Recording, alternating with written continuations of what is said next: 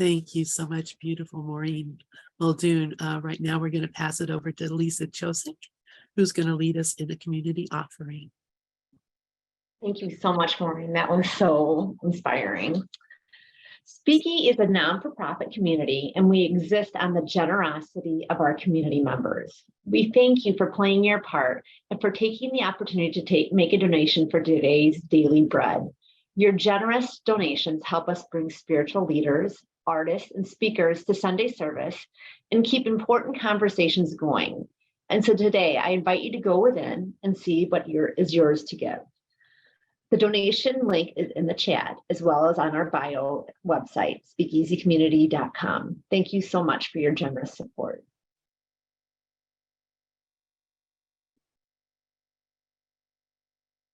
Thank you, Lisa, and thank you, everyone. So now we come to the fun part. Not that it wasn't fun listening to Maureen, it was wonderful.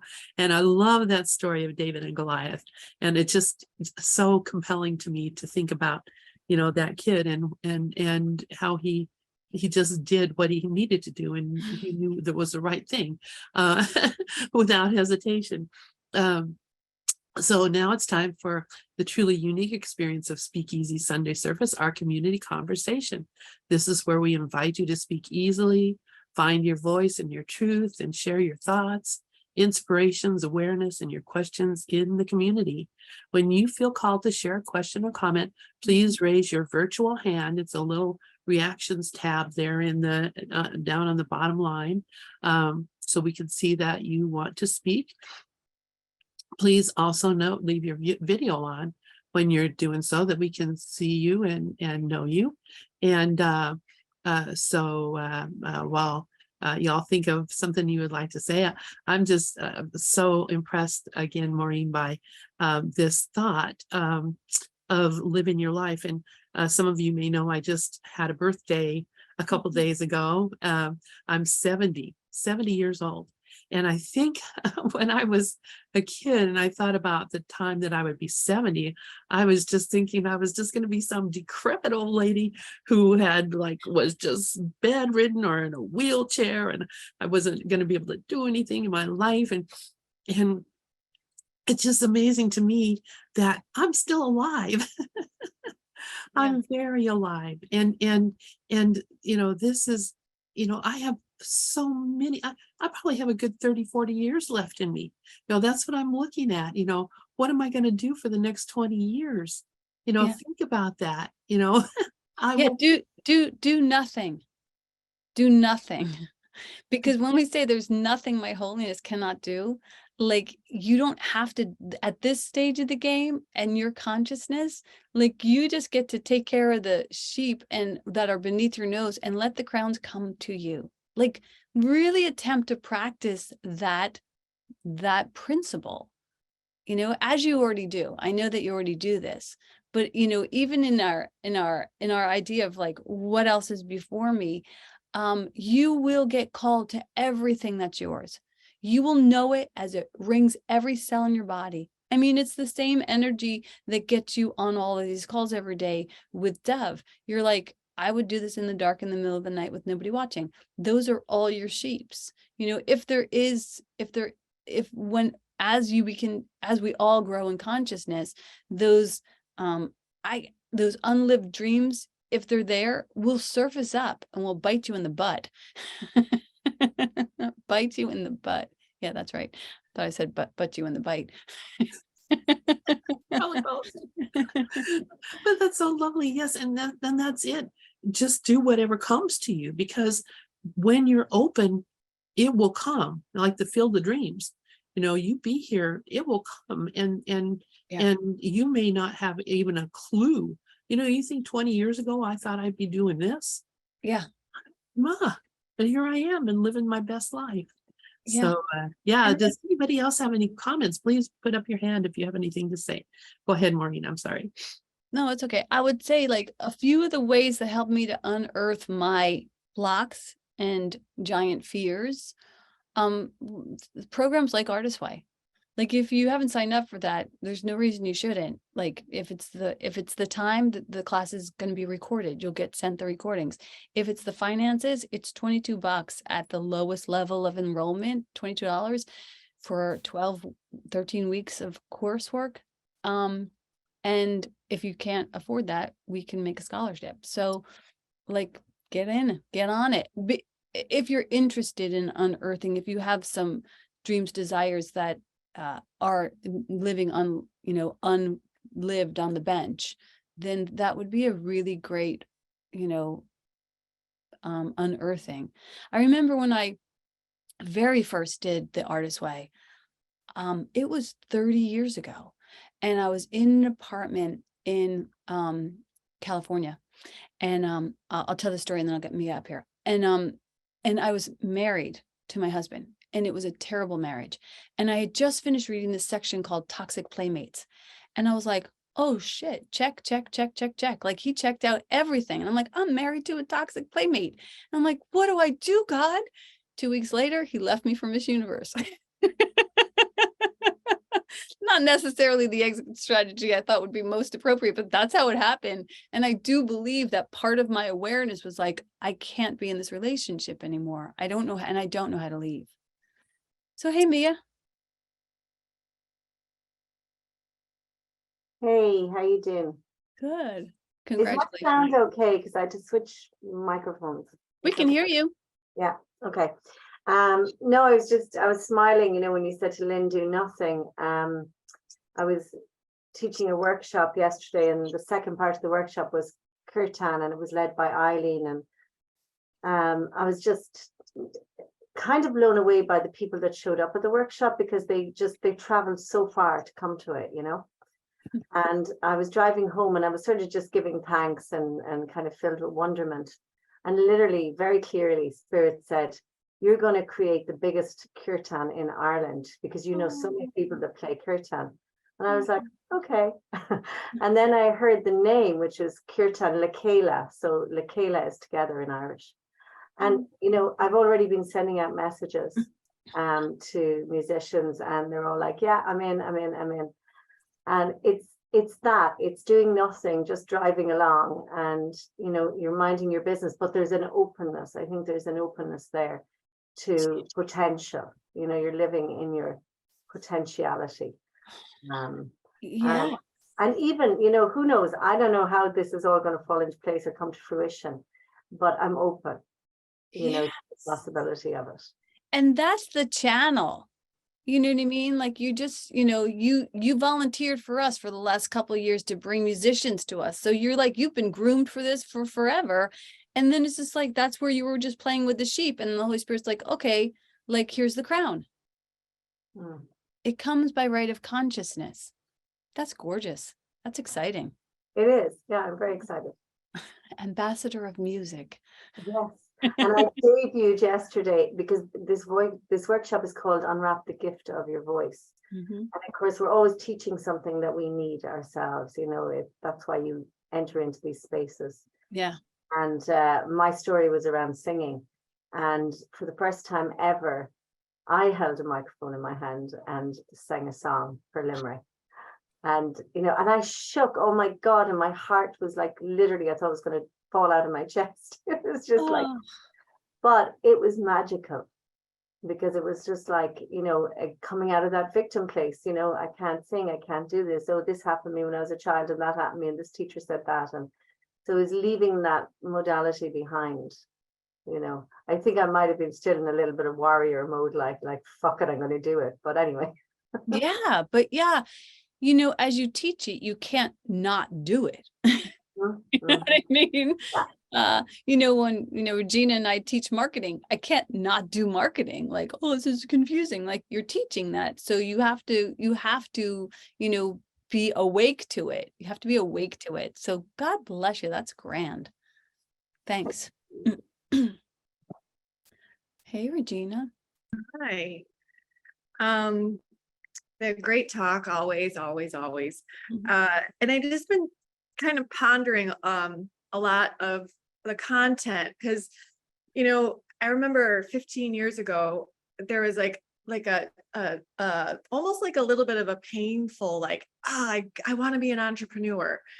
And I was working in corporate America, and I just felt that in me. I want to be able to work from anywhere in the world. And 10 years later, I was finally making that step forward to do it. And I'm hearing, and this is kind of a thing that I think I am still in contemplation about. It's like the doing part versus doing nothing part. And had I not listened to that call within my heart, and at some point saved up enough money to go to the team that I was working with and be like, hey, I'm leaving.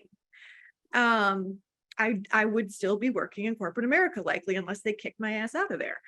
And I left with no game plan except to live off of this money in my account until I ran out or found something different. And, and everything was provided along the way. Yeah.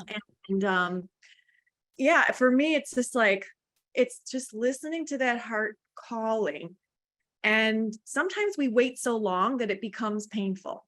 Because the heart is telling you, like, you're going to do this. And you're like, oh, I don't know how I'm going to do it. And then it just becomes really uncomfortable until you do it. And then, all this freedom and energy just gets unleashed from taking that step. But I just get curious about the language that we use around do nothing. Yeah. And the other around what, the actions that we actually do need to take to step into that experience. Yes.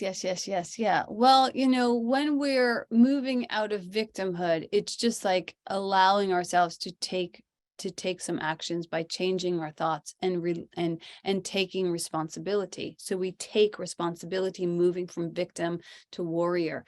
But from warrior, when you master that, and you'll know when it is, when you're done doing the law of attraction, when you move from warrior to channel is when you relinquish responsibility. So it is interesting because it can get confusing. Like, am I taking or am I giving responsibility? I'm taking responsibility for everything that I have control over, which is I can change my mind. I'm giving up responsibility for the form and how it looks. So,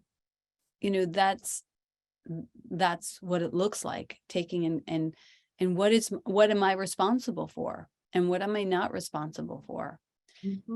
So yeah, it's a great question. And we can trick ourselves a lot. Like, what I mean? I'm just doing nothing because I'm in channel, but your life is not working and you're hiding. Yes. Yeah. All of that, and I do think that the heart speaks to us and we do receive that guidance, and whether it's magnetized into our life or there's an actual inspired action that we get to take.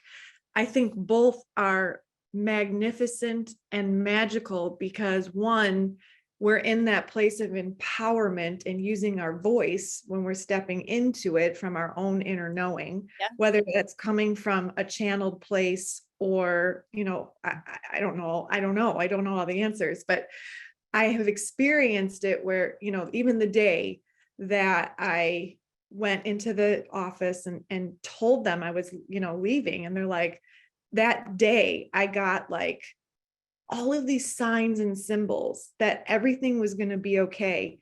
And even to the point when I went in there, they're like, oh, if you want to come back, you can, but we totally support you in going forward with your life. Wish that we were doing it with you, like doing that too. And I was like, holy shnikes, like this was awesome, and the universe kind of kicked me out of there anyway. So it was really, really interesting. I passed. Thanks for listening. I was just going to say to that's kind of what's been happening with me, because you probably maybe imagine, maybe not imagine, I get lots of opportunities for things, lots of things that look really attractive, lots of things that look like it would be really fun to do. And I came to a point where I just asked the Holy Spirit, I need 3 things from you. And this is it: inspiration, opportunity, and the desire to do what it is that you want me to do. And if I don't have the inspiration or the opportunity or the desire, any one of those, then I pass it by. I just recognize this is not for me and I can let it go. But my imagination is like, I can do that. Oh, and I can do that. And I can do, oh, and let's do this and let's do that. And, I get carried away and end up getting myself burned out because I'm not going to the source and saying, inspire me and give me the opportunity. And then most of all, give me the energy and the desire to do this thing. And when all those things are in place, I just run with it. And so great topic. Thank you. Yeah. Ooh, go ahead. I was just going to say, you can do anything, but you can't do everything. Mm. So we get to decide, is this leading towards my true heart's desire? I'll pass. Yeah, Regina? Yeah, I was just taking that in, Lynn, and just thinking about the 28 days of romance and how that inspiration came from a talk that Maureen gave. And she said one thing about the artist's way. And then, I heard Holy Spirit, kind of give me an idea of how to bring this idea forward. And I ignored it for like 2 weeks. And then a week before February, I reached out to Lisa Kirk and like, will you do this with me? And like 7 days later, 25 people had signed up for it. It was just so easy. And it was just so laid out for us. So I just like that reminder that asking Holy Spirit, like for the inspiration and the motivation. And that's really part of what I'm supposed to do, not just like another thing on the to-do list. So, yep. Thanks. Thank you. Justine had her hand up first. Okay. What a wonderful, wonderful talk. And Regina, I love what you just said about, I do get confused in that. How long do I sit in nothing before I do something? I am actually at my parents' house right now. There were some health issues that are actually kind of turning around, but it's been very humbling being here. Your talk today about, the victimhood to the warrior to the warrior. I realize I'm the daughter of a warrior, and I'm the daughter of a warrior and a warrior, and they're upstairs right now in different rooms. One's working out and the other one is looking at his pills. And I literally was standing at the stairs and seeing them in 2 different rooms, and I took a photograph. It was like, I'm a descendant of you're talking about this. It's like unbelievable. And I have really embraced the warrior. But I still sink into the warrior, and I am having a little of the imposter syndrome right now, I realized, because I have committed to giving 2 25-minute talks at a big expo in Los Angeles. And I am suddenly completely terrified that I don't know what I'm doing. I don't know what I'm going to say. And I guess that's my question. Like, Good. how Good. If it's not scary, it's not big enough. If it's not scary, you're still on the fucking bench. So, attaboy, you're out there. You're not on the bench, and it's going to feel scary. That's why everyone doesn't do it. But fear is nothing. Fear is nothing. And look, you have sat here in this conversation and talked for way longer than 25 minutes with content that was super helpful. So you could do this in the dark in the middle of the night with your eyes closed. You already, if you can, let yourself imagine what it would be like if you did this in the most elegant and graceful way. If you've been there, if you told yourself, I got to act like I've been here before, if I let myself like feel into, and to allow that passion in your heart, which this is small potatoes. But if you make this big potatoes, you're never going to get past it. It's not big potatoes. It's 25 minutes. You could do that talking in your sleep. I know, I do it all the time. That's I think it's the Zoom to live on stage stuff. It's all this stuff, but I'm so happy. Everything you've ever done has aligned you for this. You're standing in front of flights all the time in the stage of authority. So just use all that you have to let yourself have fun. Yeah. And we'll go with you, put a little angel token in your pocket. If you have to reach to your pocket, that's what I did the very first time I spoke. The very first time I spoke in front of 8,000 high school students. Talk about a tough audience. And you know what? It was fine because God brought me to it. God brought me through it. And there's nothing my holiness can't do. And it is going to be virtual, so you actually can attend too. Oh, good. Oh, good. Then we will. I just wanted to mention one thing about the Artist Way, and I think I am going to sign up. I did it 22 years ago with 23 now with, or maybe 24 with girlfriends, 3 of them. Mhm. We did it together. When COVID started, the 4 of us got on a Zoom, not to do Artist Way again, but just to have a chat and catch up. And one girl said, let's do Artist Way again. So during COVID, we sunk in and did Artist Way. And man, I mean, we had some of our morning pages from 22 years ago. We'd seen where we'd come. So, I mean, it's an unbelievable. So I just highly recommend. Yeah. It's a 12-step to creative recovery. That's what it Yeah. is. Thanks, Justine. And look Yeah. at you now. Fly, bird, fly. That's beautiful. But I was going to also say, Justine, real quick, when that fear comes up, just say to yourself, I'm not doing this right now. That's a thing in the future. And I'm worried about something that is happening in the future. Let the Holy Spirit take care of that. Right now, I'm here. Yeah. Yeah. Yeah. That fear is excitement in disguise. So instead of saying I'm afraid, you could say, oh my God, I'm feeling a lot of excitement in my bones. I'm so excited about this. Bella, did you want to share? Yes.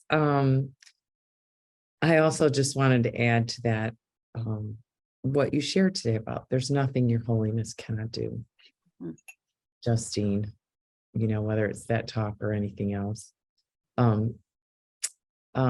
First, I just want to say, Lynn, great job hosting, and amazing talk, Maureen, as usual. And when I was thinking about like the great adventure of life, for some reason, this story came up for me to share, which is when I was in high school, I decided that I was going to take a gap year and travel between high school and college. And I knew that my dad was not going to pay for that. I was going to make my own money. And so I started saving my money, and I let my dad know. And my dad was like, no, you're not, young lady. You're going straight to college.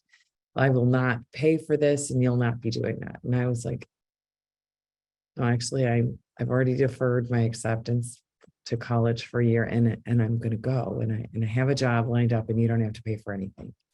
And then that job that I had lined up fell through. So I had to get another job. And when it came down to it, in the end, my dad sat down with me and he's like, you're really doing this? And I was like, yeah. And he's like, do you have everything you need? Like, do you actually have enough money? Or are you just going to go off crazy and wild? I said, I've got enough to do what I want to do, but there's a few things I won't be able to do. And he was like, how much would you need for that? And then I just sort of felt like, the crown came to me, that he actually completely became supportive. And I traveled for the better part of a year, about 11 months, and then started school when I came back. And ultimately, it was the adventure of a lifetime. I have memories that are still fresh and keep me alive and vibrant to this day. It's such a life-giving thing to do something like that. Mm-hmm. So yeah, I just wanted to share that. Yeah, when you capture your own vision and you advocate for your own vision, the form cannot be denied. So I remember when I remember when I was wanting to be an actor, and my sister was like, you can't say you're going to be an actor, you have to say you are. And then that changed everything in the conversation. And then I was like, if I am an actor, I should be studying acting. And I enrolled in the American Academy of Dramatic Arts. And I didn't think about the tuition, and I didn't think about anything. Mm. And when I got accepted, my sister gave me the money. And all I had to do was ask her for it. She was like so behind me. But people aren't going to get behind you until you actually lead. Yeah. You start leading and following your But really guidance. owning it. It was like, I'm doing this. Like I Yeah. wasn't asking for permission, and it's like, it's happening. Yeah. And I feel like that's what you were saying too. And that's the message of David. Yes. I pulled 2 cards for us to close out, and then Clive's going to sing a song. Great. So 2 cards that came out were guidance. And I love that North Star up at the top. And it says, when you make divine intelligence your foundation, you finally have a fixed star to follow. So divine intelligence knows how to do the sanghas and the speeches and everything. And then the next one I love is allowing. Just allow. Yeah. And she's just like, radical acceptance says yes to reality in any given moment so that what's needed can come. Yes, yes, yes. So I guess we'll pass this back to I Clive. love it. That was so perfect. I know these cards are magical. Every time I pull them, I'm like, All boom, right. bullseye. Thank you all so much. Mhm. Okay. Thank you. Another amazing talk, Maureen. Very inspirational.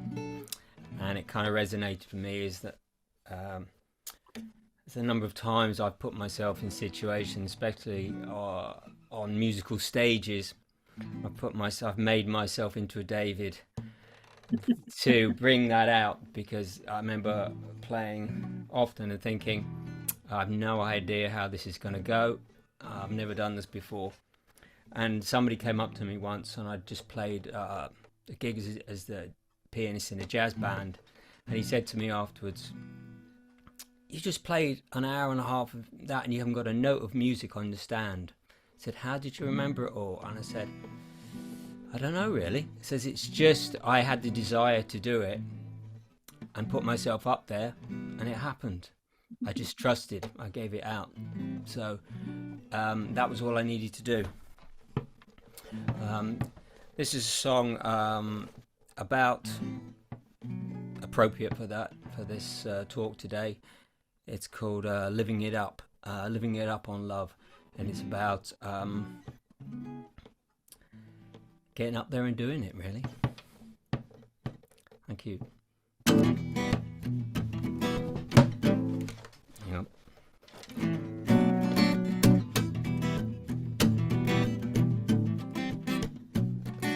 Feast your eyes upon this world. Realize all you have. Recognize the truth, that you're the living proof. Don't open up the door, but blow off the roof and start living it up, living it up, living it up on love. Living it up, living it up, living it up on love. Living it up, living it up, living it up on love in life.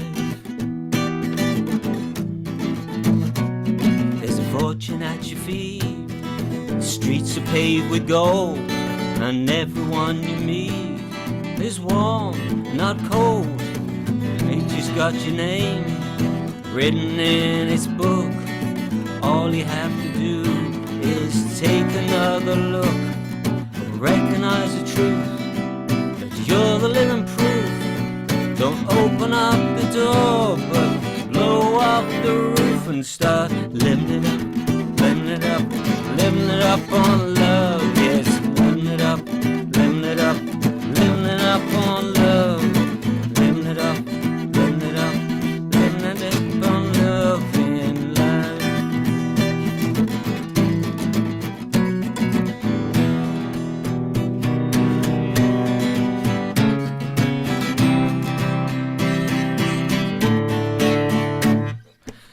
give up, do it. Live your life the way you wanna do it. Just live your life, don't give in to it. Live your life the way you dreamed it should be. And start living it up, living it up, living it up on love. Living it up, living it up, living it up on love.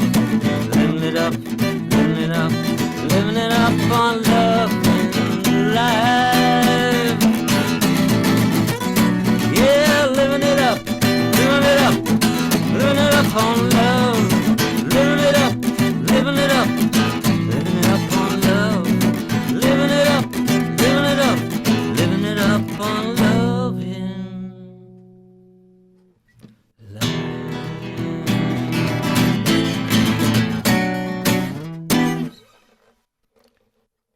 Thank you. That was beautiful. Thank you so much, Clive. And thank you everyone for joining us this morning at Speakeasy. Thank you, Maureen, for making this place, and thank you all for inviting me. Oh, you're so welcome. Thank you. And look at, there's Justine's mom. Hi. This is Joan. Hello, everyone. Oh, my mom's name was Joan. Good to see you, Joan. Yeah. Really? I My had to show, I said, listen to Clive. This is who I met in Ireland. And there's Mia. She's waving. Hey. That's awesome. That's awesome. Well, have a beautiful week. God bless.